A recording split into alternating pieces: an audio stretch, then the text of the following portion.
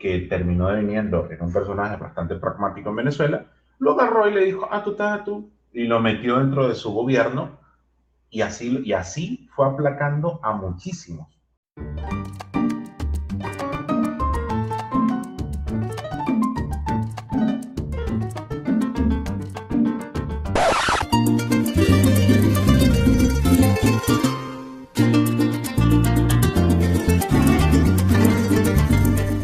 Hola, hola, mis queridas amigas y amigos. Les saluda su querido y adorado Max33 en un nuevo programa, en un nuevo encuentro, en el regreso, porque estábamos de descanso entre mates y arepas. Y sí, hemos vuelto este viernes 14 de noviembre. Estamos ya en la recta final de este año 2025. Ha sido un año extraordinario, ha sido un año que ha tenido sus momentos convulsos, cada mes ha tenido un reto, no ha terminado todavía, vamos a ver qué nos deparan estas semanas. Y precisamente el día de hoy vamos a hablar de una situación que estamos hablando de otras cámaras sobre un punto muy específico que está aconteciendo en Estados Unidos, y para ser exacto en la ciudad de Nueva York, que nos llama poderosamente la atención y que obviamente nos ha dado la oportunidad de ponerle el punto y hacer el programa el día de hoy. Pero como siempre, para iniciar nuestro programa el día de hoy, nuestro querido Armando. Armando. Hola Greg, ¿cómo andás? Sí, buen día. Sí, la ciudad de Nueva York, eh, no lo sé, ha suscitado al Así, menos, bueno, en nosotros nuestra perplejidad por usar palabras políticamente incorrectas, eufemismo y todo eso. sí, Sí, correcto. sí, decime. No, nada, para iniciar el día de hoy, el tema que vamos a estar tocando es la victoria de Zoran Mandami y obviamente tratar de entender cuál va a ser el camino a seguir, porque estamos hablando de una persona que es abiertamente socialista, con ideas totalmente en camino contrario a lo que siempre ha establecido el status quo en la gran Estados Unidos, y que obviamente se ha hecho con la alcaldía más importante de Estados Unidos, que es la de Nueva York. Y yo, como le decía a mi querido Armando, yo no le había puesto la atención hasta recientemente cuando íbamos a hacer el programa, porque había escuchado a Donald Trump, había escuchado a varios influencers, o sea, yo había escuchado de la llegada del socialismo, del comunismo a América de manera directa, pero ahorita imbuyéndome y preparándome para el programa fue que caí en consideración de ello. Pero nada, vamos a desglosar el día de hoy este tema importante, pero antes de iniciar, como siempre, agradecerle a todas las personas que han estado con nosotros a lo largo de toda esta primera temporada del 2025. Ya estamos cerrando el año, se vienen programas importantes. Por eso, si no quieres perderte esos programas importantes que se vienen, los invito a que se suscriban al canal, dejen su comentario, activen la campanita de notificaciones, le den like y lo compartan con las personas que lo consideren necesario. Pero bueno, ya para iniciar el programa del día de hoy, como siempre, le damos la palabra a nuestro querido Armando Acevedo. Armando, iniciamos. Sí, como hablábamos detrás de cámara, o sea, antes de empezar, ¿no? Nueva York una vez más acaba de hacer historia, o al menos la semana pasada eso aseguraban los titulares, los videos, las publicaciones, que durante días han inundado las redes sociales. Las redes sociales están llenas de todo y el contrario de todo, para variar, sobre este hombre. Pero digamos que hay elementos que se pueden sacar en claro de toda esta plétora de información. Y uno de ellos es que la ciudad más simbólica, el corazón financiero del capitalismo y quizá la más importante del mundo, digamos, en este momento, ha elegido o eligió por primera vez un alcalde socialista, musulmán y extranjero.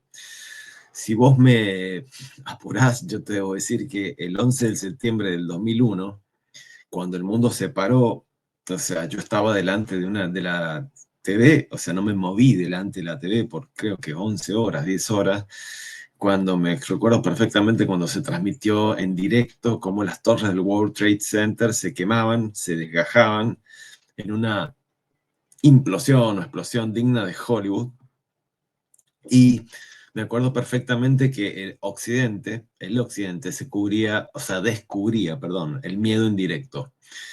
Si en aquel momento, de hace 24 años, me hubieran dicho que en 24 años los atacados hubieran elegido un nuevo alcalde musulmán, no lo hubiera creído. Sinceramente no.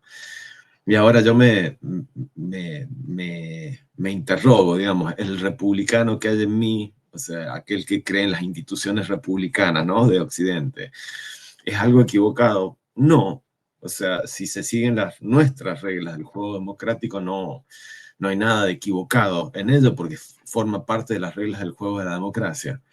Es ultrajante, no, de este lado del mundo, es decir, desde Occidente y bajo el imperio a través de la República, estas cosas no dependen de la religión ni de la proveniencia del individuo, dependen de muchos otros factores. Dependen de, si estamos hablando de Nueva York, de cuáles son tus intereses, tus negocios, tus business, como dicen ellos. Cuáles son tus verdaderas creencias. Dependen de qué es aquello que se piensa cuando las cámaras se apagan. Y este nombre del alcalde electo, Zoran Mondami, se repitió miles de veces en los portales, en las cadenas de WhatsApp, en los programas de opinión política de los distintos países de habla hispana. Y el relato me pareció tan cinematográfico como ideológico. Es decir, acordate, viste que a mí me interesa mucho el marketing político en redes sociales y en marketing político, en términos generales, ¿no? En una elección política, la elección política es una batalla de relatos, fundamentalmente. Aquel que impone el propio relato con la propia visión del mundo es aquel que gana las elecciones. Entonces, el relato de toda esta campaña me parecía, viste, digno de un storytelling cinematográfico. De hecho, la mamá de él es directora de cine. Esto es un joven nacido en Uganda, porque es un ugandés, hijo de inmigrantes hindúes, gana la alcaldía prometiendo transporte gratuito, control estatal de precios, congelamiento de los alquileres, que por cierto son muy altos en Nueva York y hay mucha especulación, y supermercados municipales con precios controlados y guarderías estatales gratuitas para niños.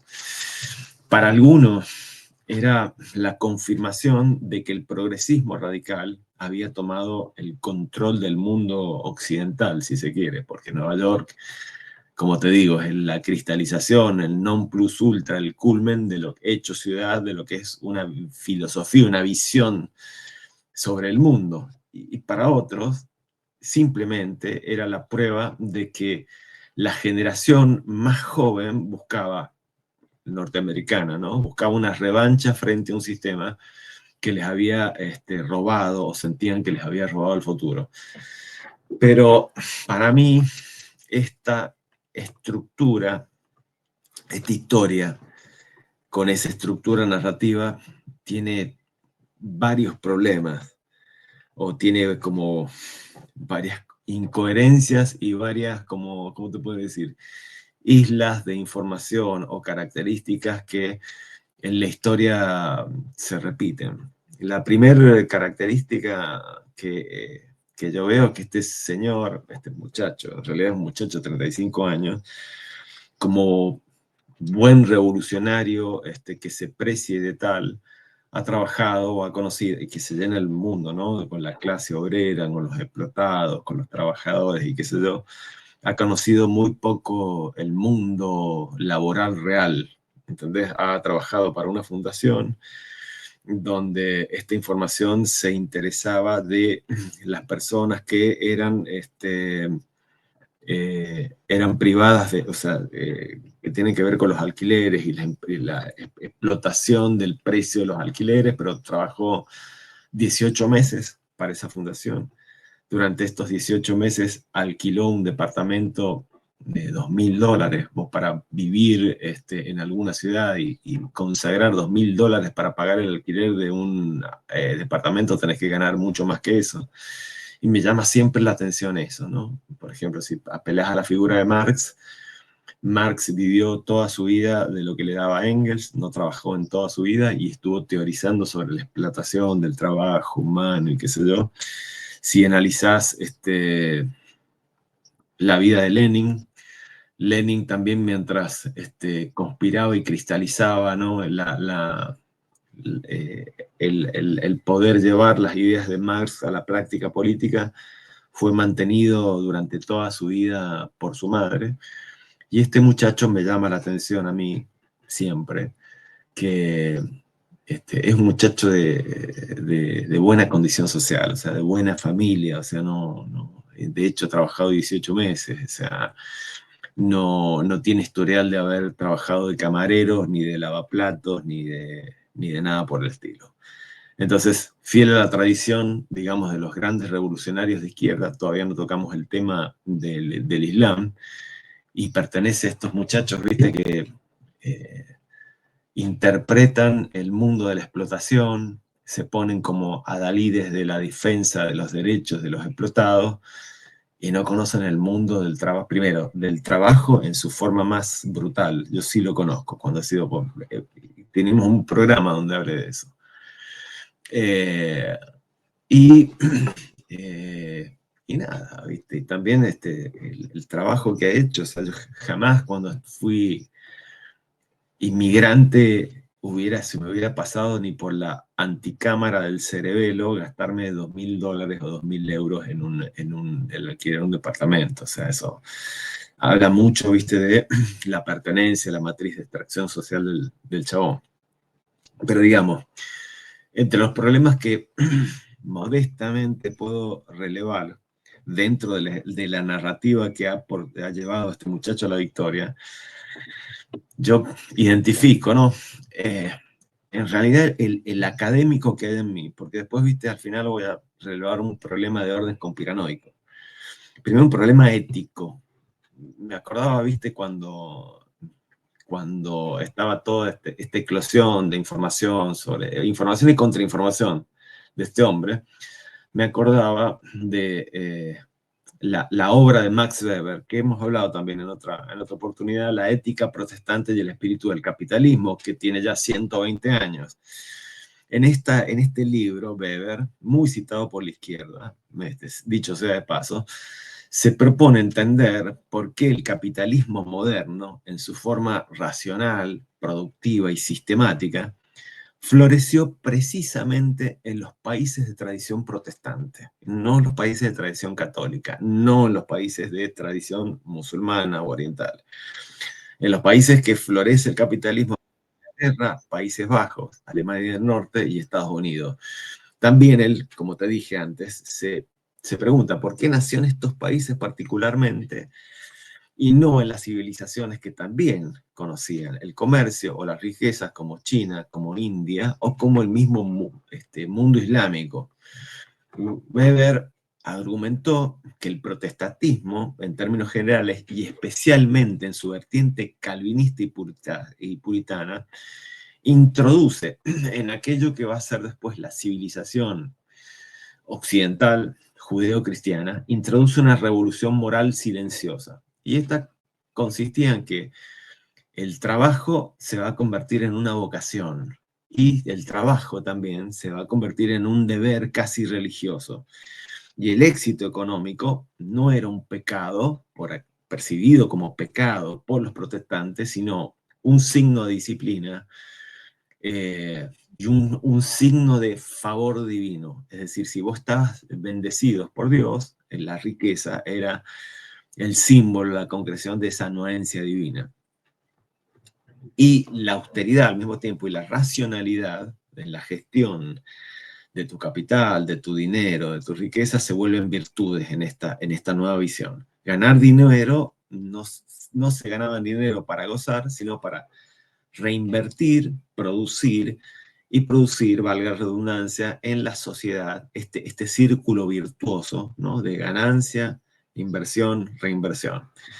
Este ethos individual, es decir, trabajar duro, ahorrar, organizar racionalmente el tiempo y la empresa, fue, según Weber, el humus cultural sobre el cual creció el capitalismo moderno. Y Nueva York, en ese sentido, es la cristalización, la encarnación urbana de este espíritu weberiano. Una ciudad donde la eficiencia, la competencia, la iniciativa personal se consideran tanto valores morales cuanto económicos. Como te dije, ¿en qué sentido? Bueno, es que desde la fundación de Nueva York, que en un principio se llamaba Nueva Ámsterdam, la idea del éxito como mérito individual, del tiempo como recurso moral y de la prosperidad como prueba de virtud social se impregna y se cristaliza en su cultura, no solamente, yo me atrevo a afirmar que deviene en una estructura citadina, es decir, estos valores conforman, digamos, la estructura física de lo que es la Nueva York moderna. En Nueva York, el capitalismo no es solo un sistema económico, sino una forma de vida, una parte identitaria, es decir, la puntualidad, la meritocracia, la innovación, la movilidad social, son partes del ADN cultural de Nueva York. Y es famoso un dicho que dicen los americanos del norte, los neoyorquinos, que si vos sobrevivís en Nueva York o te, te haces Nueva York, digamos, vos podés sobrevivir en cualquier parte del mundo. Entonces es aquí donde yo encuentro el primer signo de tensión, un signo de tensión simbólico, si se quiere, o si nos ponemos muy académicos, viste que a mí me gusta mucho el mundo de las pajas mentales académicas.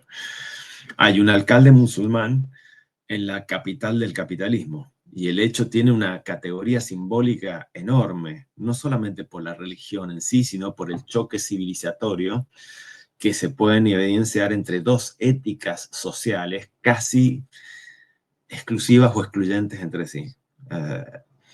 Porque si bien, digamos, el Islam, aunque valora el trabajo, la comunidad y la caridad no concibe el Islam, la acumulación y la competencia individual como virtudes espirituales. La economía islámica o la visión que el Islam tiene sobre la economía clásica, digamos, enfatiza la justicia distributiva, la solidaridad y la limitación moral del lucro. También prohíbe la usura, condena la especulación excesiva, subordina la economía a principios éticos y sobre todo comunitarios. Y acá, viste, encontramos, digamos, subrayo esta contradicción, viste.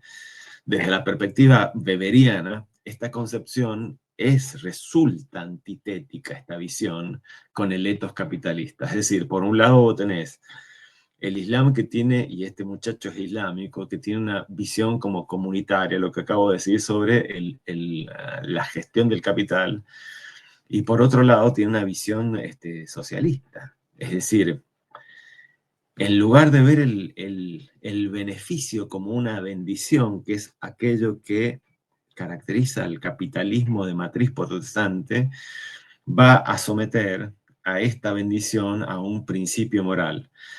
Por eso, la idea de un alcalde musulmán de izquierda en una ciudad que representa la racionalidad económica moderna, o sea, con sede de Wall Street, no solo es un hecho político para mí, sino es un hecho cultural y filosófico.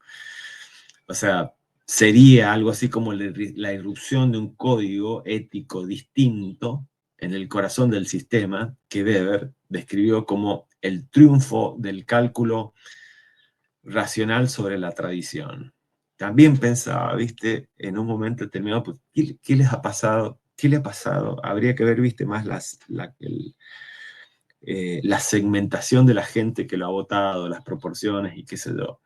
Pero digamos que de la parte progresista, y Nueva York es un bastión progresista, yo decía, ¿qué les ha pasado por la cabeza? ¿Qué les pasa a esta gente por la cabeza? Y pensaba, ¿no?, en Freud y la pulsión táctica, sobresimplificando, que subyace en nuestra mente, en nuestro andamiaje psicológico, la pulsión erótica, la que lleva a la perpetuación de la especie, la que lleva a la vida, y la pulsión tanática. En una entrevista que hacen a él en 1931, Freud dice, y creo que no soy estudiante de psicología, he estudiado solo lo que me sirve a efectos del marketing y lo que es que yo manejo y que se me dedico, decía que nosotros deseamos morir con la misma intensidad que deseamos vivir, y a eso le llamó pulsión tanática. Decía, bueno, ¿qué puede pretender un individuo como un neoyorquino?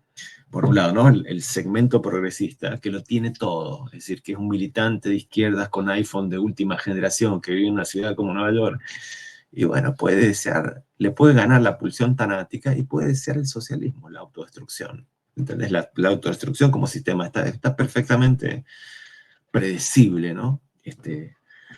Contemplable. Ahora bien, si tengo que ser riguroso, ¿viste? En términos de análisis,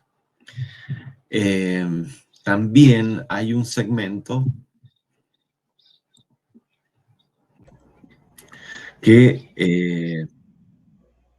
hay un segmento de individuos que los ha votado y que este hombre, Mandani, ¿viste? Agradece. En los discursos de agradecimiento, él dice, bueno, les agradezco, y lo dice en español, ¿viste? A las madres mexicanas, no, en inglés, habla también en español, o aprendió a hablar en español, o lo guionaron en español. Les agradezco a las madres mexicanas, las abuelas mexicanas, a los choferes senegaleses, ¿entendés? Habla de este mundo de inmigrantes legales en Nueva York que lo ha votado y a las cuales le debe la victoria y el voto. No sé, te doy el pase a vos. Yo sigo perplejo, Greg. O sea, no, así como No te sentía preocupes que el 11 de septiembre que estaba viviendo un punto de inflexión de la historia, más allá de las narrativas, de las explicaciones más o menos conspiranoicas y plausibles que hay. Cuando vi la victoria de este hombre, dije, acá estamos ante, o sea, si me pongo, digamos, estamos ante un punto de inflexión. Sí, sí, es que, fíjate una cosa, y ahí yo voy como siempre, yo voy tomando nota, yo voy tomando nota siempre para poder contextualizar y ordenar bien las ideas. sí, Eh, Primero entendamos algo que es sumamente importante. Entendamos algo. ¿Cómo nos veían a nosotros, los norteamericanos, a lo largo de la historia contemporánea moderna, a partir de los años 50 en adelante, 50, 60 y 70, y que eso se enmarca? Yo como obviamente como director de cine, como cineasta, siempre he entendido de que el cine es, además de una forma de expresión artística, uno de los 7 artes que existen importantes, es una forma de transmisión de información. Por eso yo siendo una persona bajo el signo de Virgo, muy lector, muy analítico, muy pragmático, muy estructurado, siempre voy a preguntarme los por qué, pero a lo largo del tiempo he entendido los para qué. Entonces, una de las cosas que yo estaba haciendo recientemente es volver a ver películas de los años 80 y de finales de los 70. He tenido la oportunidad de ver La invasión de los ultracuerpos de Donald Sutherland y Leonard Nimoy de finales de los 70, muy famosa. Y recientemente tuve la oportunidad de ver En busca de la Esmeralda Perdida, que es en América Latina se le llamó Dos bribones, en algunos sitios, Dos bribones tras la Esmeralda Perdida, que es Romancing in Stone, de Robert Zemeckis, protagonizada por Michael Douglas y Catherine Turner, una actriz muy reconocida de los años 80. ¿Pero qué voy con esto? Una de las cosas que yo le decía a Pau cuando estamos viendo la peli es, fíjate cómo ellos plasman dentro de la película la forma como nos ven, cómo ellos se ven. Y precisamente la protagonista, Catherine Turner, que es una escritora, vive en Nueva York, ¿ok? Y por eso lo traigo a colación, porque Nueva York siempre lo hemos visto, las personas que hemos estado de este lado del mundo, lo hemos visto como el centro que impulsa el capitalismo, el corazón del capitalismo americano está en Nueva York. por toda la estructura y las grandes películas siempre lo citan ahí. Spider-Man ocurre en Nueva York, los ataques en Los Vengadores del 2012 ocurren en Nueva York, que son muy simbólicos, obviamente. Pero la parte importante aquí es que Nueva York es, además de ser el centro del capitalismo, es la ciudad más, yo diría, multicultural de Estados Unidos, por lo amplia que es, porque Nueva York es gigantísima. Entonces, ¿qué es lo que ocurre?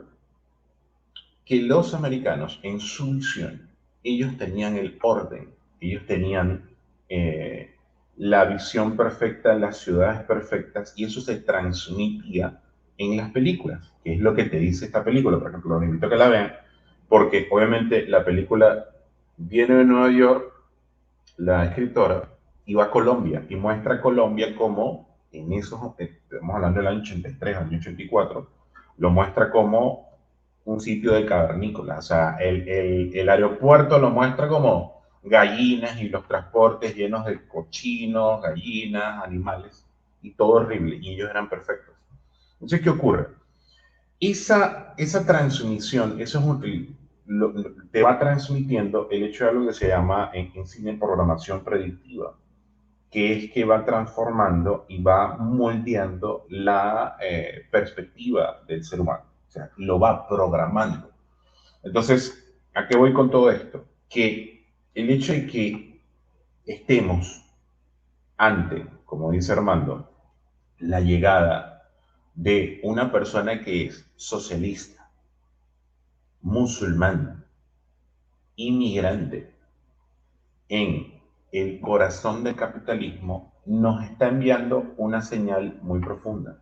Nos está enviando un punto, yo diría que un punto y aparte grande, dentro de lo que es la narrativa del establishment que nos ha vendido la modernidad occidental.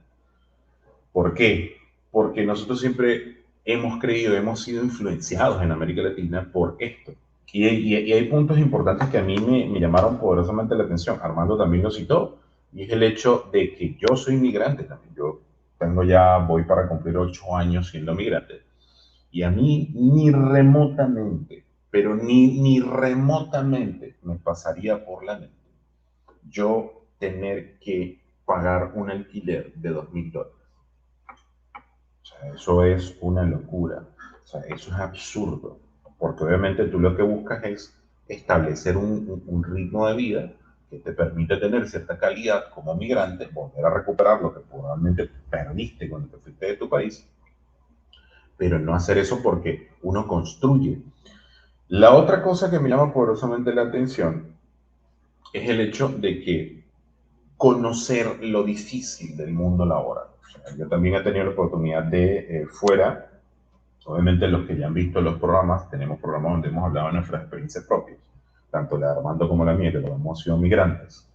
Eh, yo he conocido lo difícil, obviamente ya con 43 años he tenido muchísimo recorrido y he conocido dos mundos laborales diferentes, dos países diferentes, dos idiosincrasias diferentes, donde en uno se trabajaba mucho más cómodo y en otro tienes que trabajar de lunes a lunes 19, 20 horas, una cosa así, para poder subsistir. Entonces, si tú no tienes ese roce, no sabes lo que realmente son las necesidades. Por ejemplo, aquí donde yo estoy ahorita en el Perú, recientemente había alguien que daba consejos de nutrición y decía que el gran problema de el peruano común era que comía mucho pan y que tenía que dejar de comer pan para tener una vida más saludable. Lo que no te dice esa persona es que el peruano promedio común tiene un ingreso que no supera los 5 soles el día para poder subsistir y comer 3 veces al día. Es una realidad factible. De ahí, el sueldo mínimo aquí es 1.150 soles, algo así como casi $300, 280. Entonces, son realidades fácticas que tú tienes que medir. Entonces, Nueva York es una ciudad que, vamos, si yo pongo a hacer el cambio, $2,000 de alquiler serían algo así como 6,000 soles aquí. Genial, pero yo con $2.000 aquí vivo una vida de rey. Y solamente allá tienes que pagar un alquiler de $2.000, es una cosa que te pone a pensar. Y algo importante también, que lo vi en estos días, porque yo siempre estoy en un proceso de estudio, el socialista actual, la persona de izquierda actual, te vive de elementos capitalistas. Y en estos días entrevistaba a una chica que me pareció absurdo su postura, y obviamente yo comenté ese video, y ella decía, yo soy socialista pero compro iPhone, y la razón por la que yo compro iPhone es porque yo quiero apoyar a los trabajadores que hacen los iPhone en China para que reciban su remuneración correspondiente, sin saber que las leyes laborales chinas no van a beneficiar al trabajador, van a beneficiar al empresario, sin conocer eso. Y obviamente, si tú fueras un real socialista, no utilizarás iPhone, porque ese es el símbolo magnánimo del capitalismo. O sea, son absurdeces que se van planteando ahí y que me llama a mí, por eso me la atención, y también lo que tiene que ver con esto de el robo del futuro.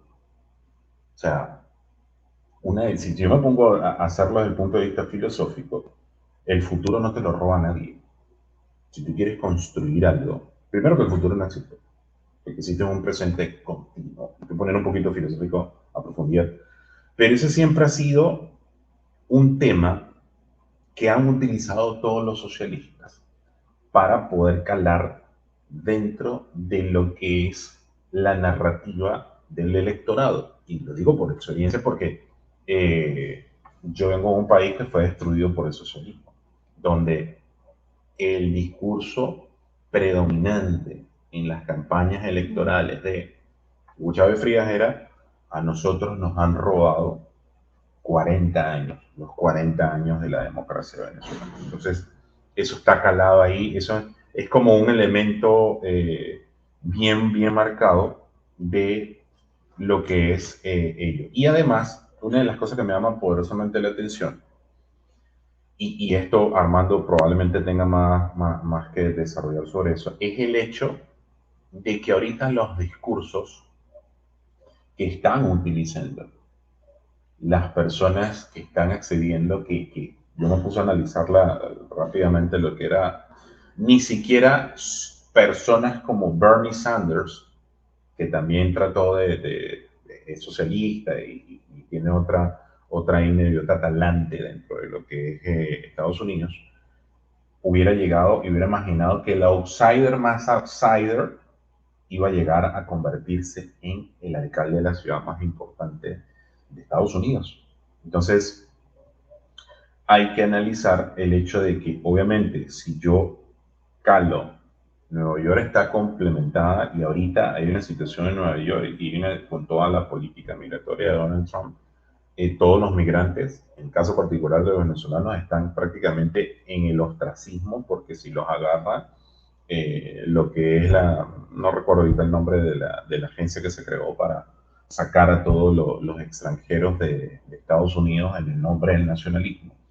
Obviamente eso también sirve de caldo de cultivo, y si tú dices las palabras correctas, como la dijo este candidato, obviamente vas a calar de una manera muy profunda. Y además, si hablas español, estamos hablando de que hay una gran cantidad de latinoamericanos dentro de Estados Unidos que mueven la economía americana.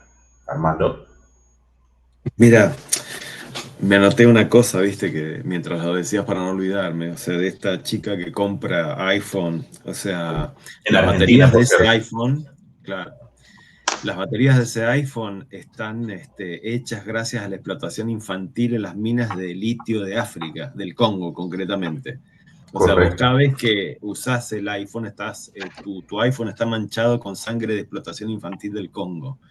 Por otro lado, China hace 50 años era un país pobre, muy pobre. Pero ¿qué entiende la gerontocracia china y qué instrumentaliza o vertebra en la realidad la gerontocracia china? Es que tenía que ser capitalista para afuera y comunista para adentro. Y después ponerle mucho dinero dentro de los bolsillos de los chinos. O sea, y en eso hay que reconocer que China devenida prácticamente en la segunda potencia mundial. Primera está por verse, no tengo números ni me interesa. Ha sido muy, o sea, ha hecho las cosas bien, pero los chinos hacen de esto, o sea, China se piensa a sí mismo en cientos de años en el futuro y actúa en consecuencia. O sea, las comunidades orientales son comunidades colmenares, no individualistas.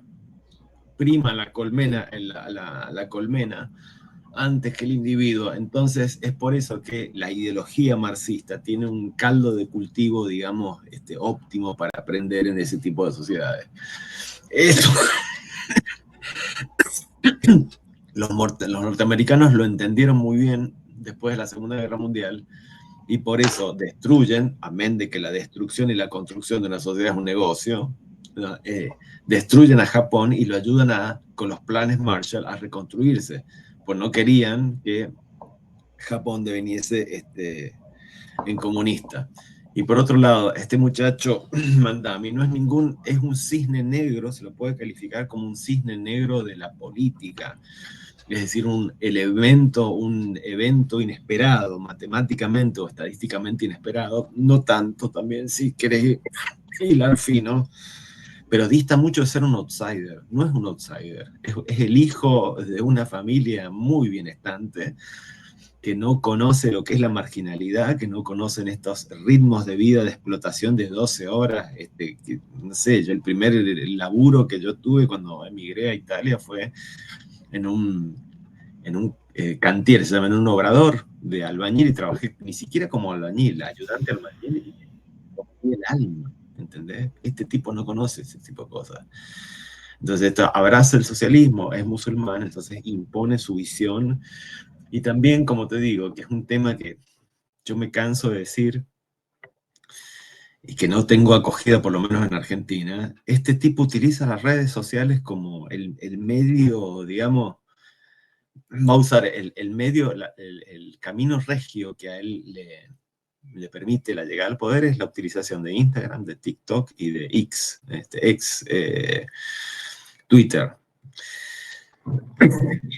Pero volviendo, en el fondo, digamos, hay en Nueva York, ¿no? O ha habido una disputa entre dos ideas de moralidad, digamos, una basada en la eficiencia y otra basada en la justicia. Y es por eso que, más allá de la ficción política, del Mandami alcalde musulmán, el tema toca otras fibras que son reales. O sea, una que Estados Unidos está experimentando una tensión cultural profunda entre la vieja ética del esfuerzo individual y una nueva sensibilidad generacional que reclama distribución, cuidado y equidad. Esta nueva generación no quiere romperse el alma como sus progenitores, quiere disfrutar de, como te digo, de la cosecha de tanto esfuerzo. ¿Y qué podés necesitar cuando tenés todos los bienes, todas las necesidades satisfechas, cuando tenés un acceso a un tipo de vida paradisíaco en términos de consumo, y podés desear el socialismo? O sea, no te queda otra, ¿entendés? Y la negación de aquello que vos estás disfrutando. Pero también yo diría que en este sentido, ¿no? Este alcalde musulmán socialista es una metáfora del miedo al fin de ese espíritu protestante, si querés que excavemos con más rigor académico o pseudo académico. Es la metáfora del temor a que la ciudad del capitalismo sea gobernada por otra ética moral distinta, alienígena, proveniente de un universo simbólico en las antípodas. Pero me atrevería a decir que hay todavía una verdad más profunda, es decir, la fractura cultural y política de una sociedad que ya no confía ni en sus instituciones ni en sus políticos tradicionales. Los votantes, o sea, de hecho, viste, y que hay una brecha etaria, es decir, mientras que Mario Cuomo y el otro candidato, el republicano, o sea, Trump apoyó a Cuomo, que era demócrata, y no apoyó al republicano, primero porque no sacó no sé, ni el 7% de los votos, y además porque tenía un historial delictivo. hay una quiebra en la confianza a los políticos tradicionales, políticos que superaban los 60 años, los dos candidatos. Pero también, viste, hay esta fractura política de una sociedad que no confía en sus instituciones. Los votantes, gran parte de los votantes no inmigrantes, eran jóvenes precarizados, trabajadores sin vivienda, inmigrantes que realmente sostienen la economía urbana. Y inmigrantes que no están viviendo el sueño americano, están viviendo la pesadilla americana, si se quiere, por algunos, o sea, comparados a la vida que vos desarrollás en tu país de origen, sí están viviendo un sueño, pero subsistir en una Nueva York virulentamente competitiva se transforma en la cotidianidad, puede transformarse en una pesadilla. Yo la viví en Italia, esa pesadilla. Y digamos que a este malestar, el storytelling del equipo de campaña que lo ha llevado a la victoria, ha recogido este storytelling de malestar y lo ha traducido en un relato político que es capaz de ganarle a la vieja generación de políticos tradicionales. Como te hemos dicho, o sea, las campañas políticas son una batalla de relatos. El que impone el relato es el que gana. No importa si ese relato, no importa lo que haya sucedido o menos, importa mucho lo que las personas sienten que debería suceder. Y en este sentido, yo creo que esa es la fuerza del populismo contemporáneo, apelar a emociones colectivas antes que a realidades verificables. Y esto se está dando mucho en los relatos de campaña, en el marketing político moderno, etcétera, etcétera. Después hay que ver un problema de los que hemos venido hablando, que es el problema religioso. O sea, no puedo, o sea, no notar, y muchas personas han notado, o sea, hacer como una suerte de parangón entre la toma, si bien han pasado muchos años, si bien no es comparable la situación, pero no sé si te acordás de la revolución iraní de 1979, donde el ayatollah Khomeini ingresó, o sea, vuelve a Irán, toma el poder, desplaza al Shah de Irán, Mohammad Reza Pahlavi, e instaura lo que va a ser después una república teocrática de orden musulmana. Lo curioso es que Reza Pahlavi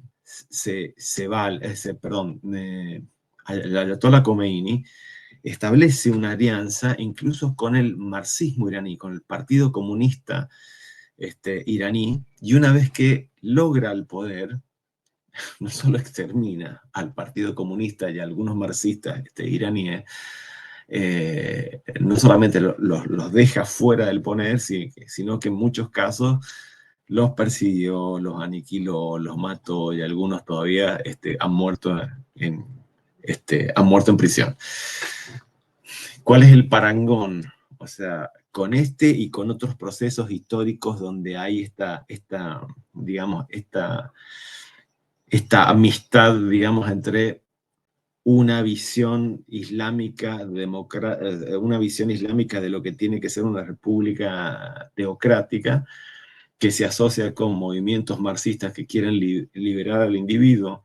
Hay una simetría que se da. Primero se establece una coalición amplia, y después hay un uso instrumental de los aliados ideológicos o aliados tácticos.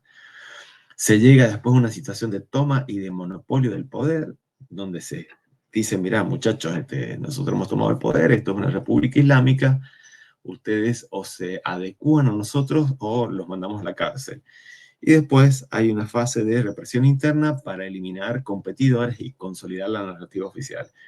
Estas 4 etapas, ¿no? Coalición amplia, uso instrumental de aliados ideológicos, monopolio del poder y represión interna, es un esquema que se ha visto que no es solamente detentado por los países los partidos, perdón, musulmanes que toman el poder, sino que también se puede ver esto en revoluciones como la de Mao, la de Lenin, la de los hermanos Castro. Y acá entramos a esta cuestión, ¿viste? La alianza entre lo que es la izquierda y los partidos y la ideología islamofílica. ¿Mm? No, yo sinceramente no lo entiendo. Bueno, lo que se están preguntando algunos analistas es, bueno, ¿qué va a pasar una vez que este muchacho tome el poder? ¿Qué va a pasar con la izquierda? He visto filmaciones muy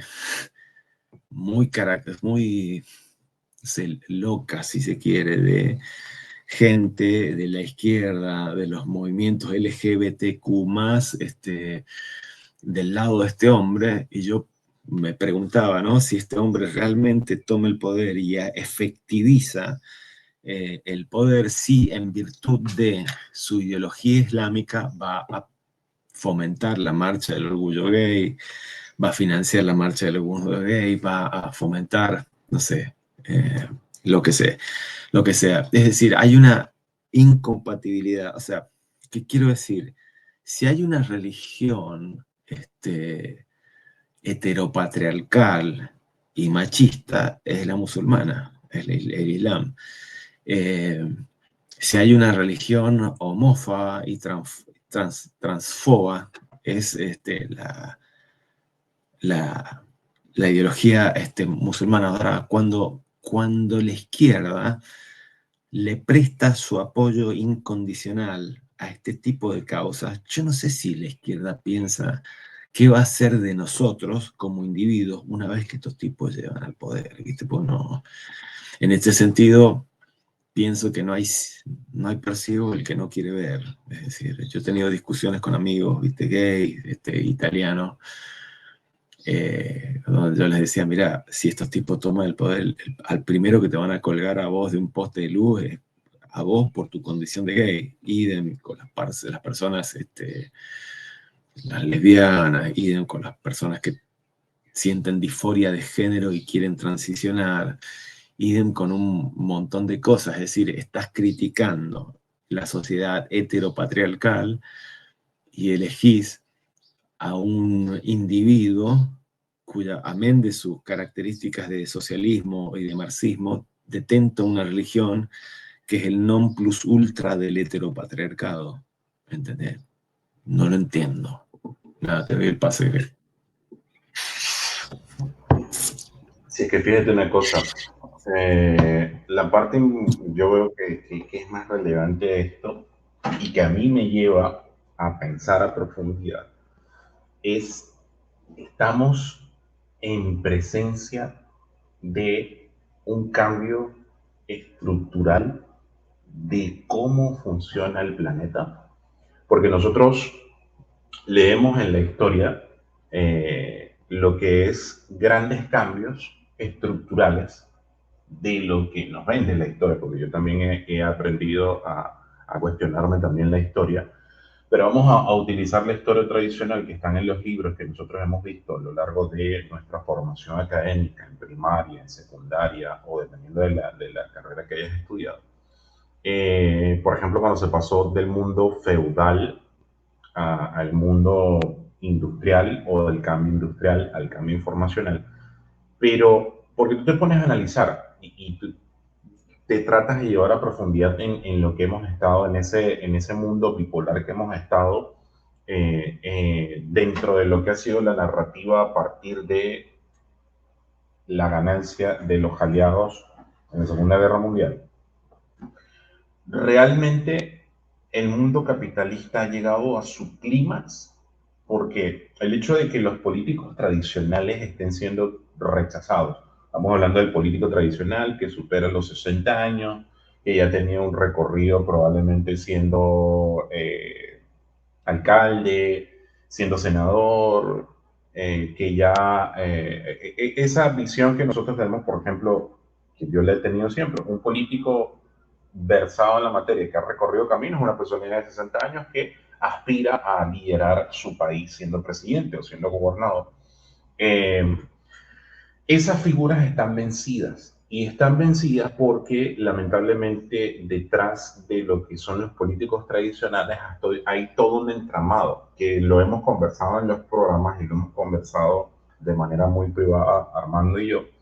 El hecho de que cuando tú aspiras, por ejemplo, a cambiar lo que es o meterte en el mundo de la política, si no estás dentro del entramado, obviamente no estás en el juego. Por eso es que yo me pongo a pensar, y Armando lo ha afirmado dentro de lo que es el programa, el hecho de que este no es un outsider realmente outsider. O sea, está dentro de la estructura y tú te pones a analizar a profundidad hacia dónde nos están llevando, porque el sistema está colapsando frente a nuestros ojos. El sistema no aguanta más, porque si tú te pones a analizar las idiosincrasias, te das cuenta de que no puede haber un Estado totalmente abocado a controlar a la sociedad porque te terminas convirtiendo en socialista, pero tampoco puede haber un Estado totalmente abocado a el libre mercado porque te terminas convirtiendo en capitalista. Ambos extremos realmente son, además de ser excluyentes, está el hecho fundamental de que te llevan al extremo. Y cuando tú te llevas a un extremo, generas un problema del otro lado. Porque si yo me pongo a citar mi experiencia, hay una realidad factible. Venezuela tuvo crecimiento a partir del pacto de fondo fijo del año 61, un crecimiento exponencial que llegó a convertirse en una de las economías más fuertes, si no la más fuerte de todo el planeta, a tal grado de que en una película de James Bond pedían 5 millones de bolívares de recompensa, ni siquiera en dólares porque es la moneda más fuerte, pero había una realidad muy factible. Los políticos de esa época se dieron cuenta de que el capital en electorado de inversión eran los pobres. Generar pobres generaba votos. Por eso siempre se mantuvieron, y obviamente ese fue el punto de argumento y lo que le dio la base sólida a Chávez para llegar al poder, lo que era el hecho de que si yo tengo gente, y ellos lo han repetido hasta el cansancio, a nosotros no nos interesa sacar a la gente de la pobreza porque si no dejamos de tener capital de electorado. Entonces, cuando tú te pones a analizar todo eso, la gran pregunta es esa que yo me hago. Estamos frente al fin de la estructura de civilización que hemos estado viviendo o que hemos tenido la oportunidad de vivir con esta encarnación que yo tengo del año 1981. Porque si te pones a analizar el modelo mixto que existe en el mundo, que son los chinos, porque los chinos son un modelo mixto, los chinos ni son totalmente socialistas, eso es una mentira, ni son totalmente capitalistas, es una mezcla, porque ellos se han dado cuenta de que irse a los extremos no funciona. Pero aún así tú te preguntas si realmente su modelo es factible y sostenible en el tiempo.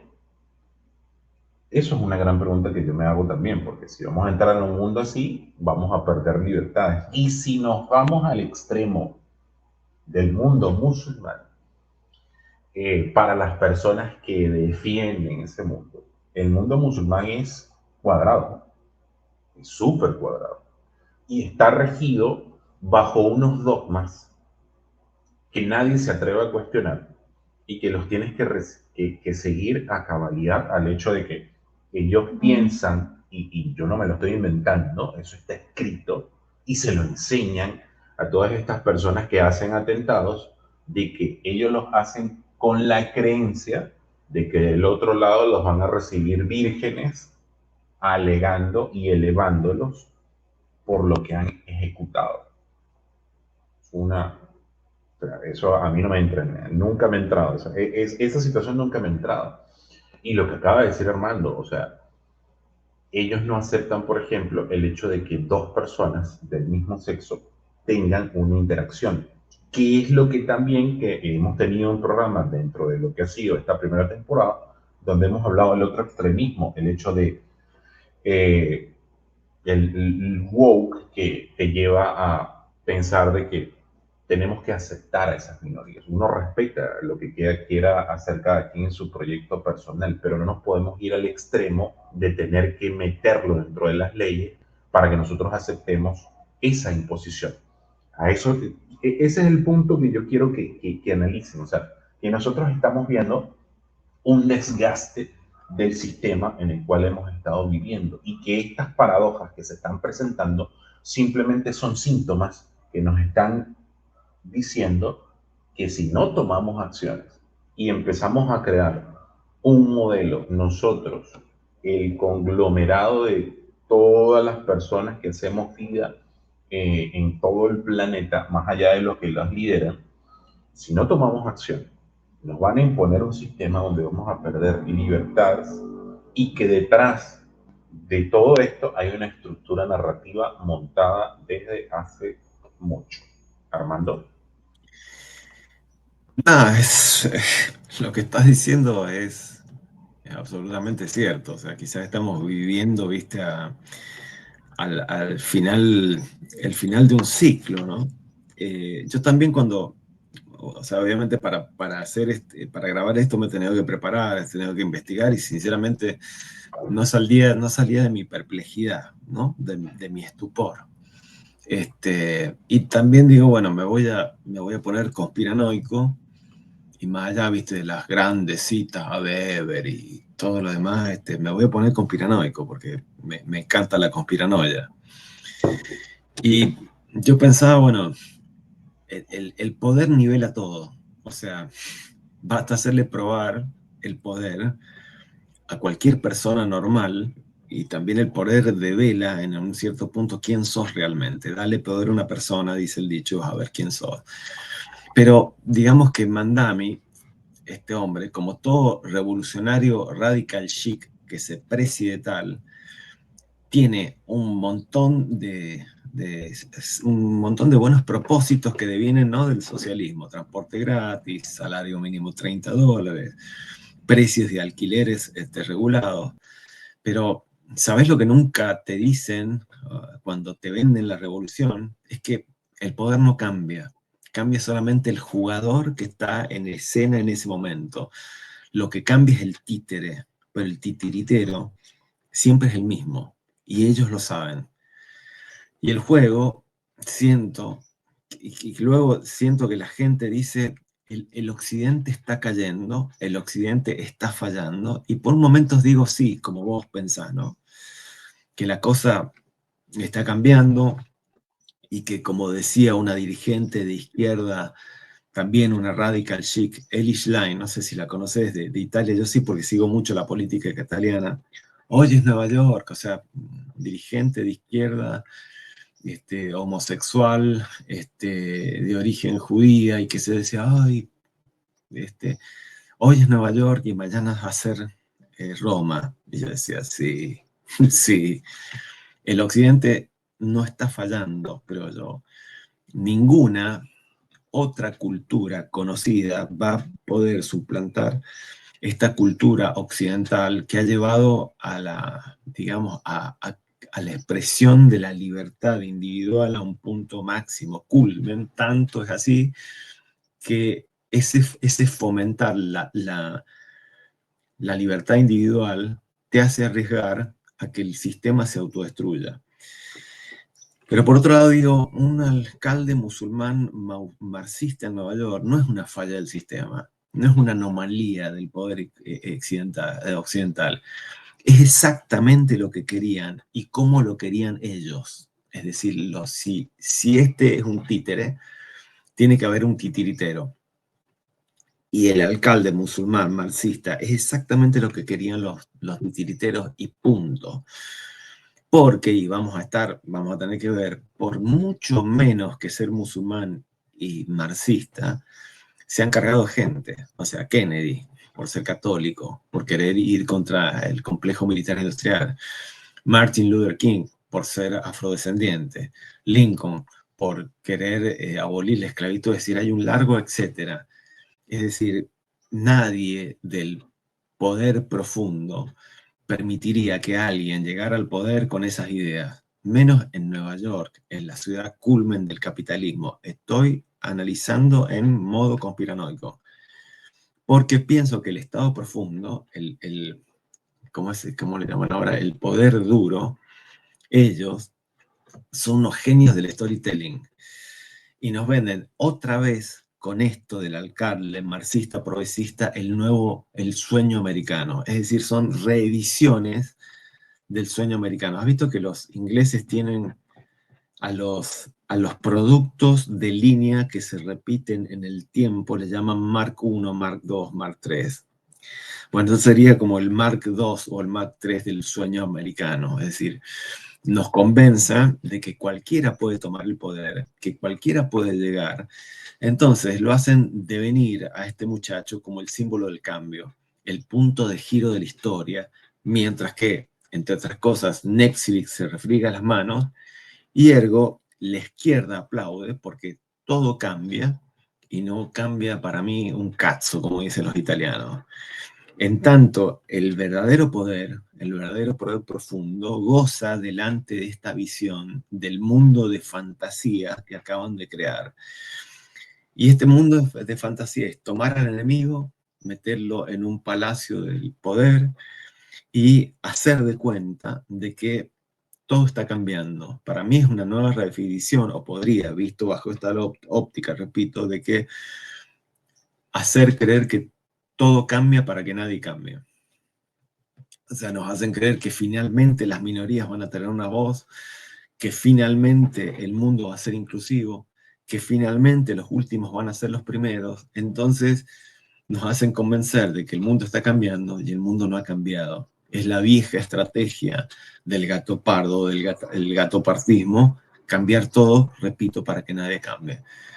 Si yo quiero hacer fallar al enemigo, si realmente quiero hacer que, o tengo la voluntad de que mi enemigo fracase, lo voy a dejar libre, lo voy a poner cómodo, lo voy a dejar probar el poder y luego, una vez que esté en el ejercicio del poder, voy a dejar que él caiga en sus propias contradicciones, que haga el ridículo, que se apasione más por ese poder que decía odiar y lo voy a dejar que se muera solo, es decir, que caiga en sus propias contradicciones y se desacredite solo. Y cuando ya no me sirva más, le voy a soltar la mano por un tiempo, lo voy a hacer aparecer como impotente, loco o contradictorio ante la opinión pública, y una vez que empiece a trastrabillar, venís vos, titiritero, venís vos, el poder profundo, el estado profundo, con una solución al problema que yo sabía que he creado y que vos decidís instaurar de nuevo esta solución. La famosa metodología, problema, solución, problema, reacción, solución. En el fondo, creo, en modo conspiranoico, que no es una cuestión política, que es una cuestión de hombres que tiemblan delante del poder, que son adictos al poder, que sufren abstinencia de poder cuando no lo tiene. Y el juego es siempre el mismo, es decir, te meten de frente a una cuenta bancaria, a una poltrona, a un escaño, te dan a probar el poder y el más radical chic de los revolucionarios, el adalid de la moral, hará de frente a esta crisis de abstinencia o a este uso del goce del poder, hará el gesto menos pensado o el más hipócrita. Va a besar los símbolos del enemigo, va a estrechar las manos que antes mordía, va a recitar el mantra que les servirá al poder, porque el mecanismo va a ser siempre, repito, el mismo. Te meten delante de un micrófono, te meten encima de un palco, o sea, sobre un palco, te llenan de aplausos, te dicen que sos genial, que sos fuerte, que sos distinto, que sos revolucionario. Y luego, una vez que has tenido el poder, te van a llegar, como le van a llegar a este muchacho, los compromisos, la a pagar y los negocios o los negocios con los que vos tenés que pagar el favor que te han hecho. Si no te han pagado la campaña, te van a decir, ok, te hemos dejado llegar al poder, ahora la cuenta a pagar es esta. Creo que es así que se compra a cualquiera que tenga hambre de poder. Entonces yo diría, bueno, hay que aplaudir al nuevo héroe, tenemos que recalentar las palomitas de maíz y vamos a ver qué pasa en los próximos días. Suena muy cínico, pero creo que es así. Repito, modo conspiranoico, eh, modo conspiranoico. no racional, no académico, este razonamiento. Hay un poder profundo, hay títeres y hay titiriteros. La existencia del poder profundo lo podés deducir por simple deducción, y creo que este muchacho no es la excepción a la regla. Muy ambicioso, muy vivo, también hay cosas, ¿viste?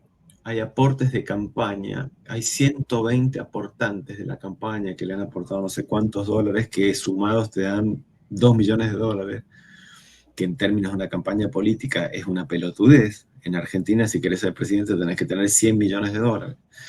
Pero estos aportantes son extranjeros y violan, extranjeros con todo lo que eso significa, en el caso de Mandami, ¿no?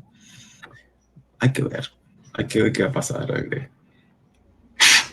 Sí, ya ¿Ves? para ir ¿Quién paga y a quién cerrando. le conviene? ¿Te acordás? ¿Quién Eso es paga? correcto. Ahí voy. Porque lo que tú has dicho lo que tú has dicho es cierto. Nosotros vivimos en un sistema que nos genera necesidades que a veces no necesitamos, vale la redundancia, pero nos las imponen y después, obviamente, nos venden lo que es la solución. ¿Ok? Y eso lo aprende uno en ventas, eso lo aprendí yo en ventas. Tú le generas la necesidad al cliente que no quiere comprar o que tiene dudas de comprar, y cuando tú le generas la necesidad basada en un miedo, eso me lo enseñaron a mí en ventas. Detéctale el miedo real que tiene la persona y le vas a lograr vender. Entonces, ¿cuál es el miedo que tiene ahorita? Y es lo que hemos venido hablando en el programa y lo hemos hablado en otros programas. Y yo lo dije en el pase anterior. Si ya yo estoy desgastado, si ya los políticos tradicionales no están vendiendo, no están siendo utilitarios para nuestros propósitos, simplemente dale una probada de lo que representa el otro lado, pero después conviértelo en el miedo, utiliza el miedo para después nosotros ya como los salvadores. Eso es algo que yo he visto muchísimas veces. Y obviamente me viene a la mente dos ejemplos, ya lo he utilizado en algún programa, que es El Hombre del Año, la película de Robin Williams del año 2006, donde él era un comediante, lo utilizan porque se parecía al presidente y después cuando él se convierte, viene todo lo que viene en la película, para no meterles spoiler. Pero también me vino a la mente Rafael Caldera, que es el mayor estadista republicano que ha tenido de la democracia de los 40 años que ha tenido Venezuela, que él tenía una estrategia súper poderosa, que él a todos sus adversarios, más que todo lo hizo en su segundo mandato. Estamos hablando de principio de los años 90 hasta el año 98, 93, 98, que él agarraba a sus detractores y le decía, tú estás diciendo que no funciona, por ejemplo, lo hizo con Teodoro Pekov, para ser exacto. Teodoro Pekov era uno de las personas socialistas y comunistas más fuertes de Venezuela, con ideas radicales, pero que terminó deviniendo en un personaje bastante pragmático en Venezuela. Lo agarró y le dijo, tú estás tú, y lo metió dentro de su gobierno, y así fue aplacando a muchísimos. No, que yo no puedo aceptar ser ministro de Economía o ser ministro de Educación, porque ya entonces los apagaba así. Los metía en el gobierno, dejaba que hicieran lo que tenían que hacer, y si tenían éxito, ok, está bien, pero por lo general no tenían éxito, los sacaba y los mataba de esa forma.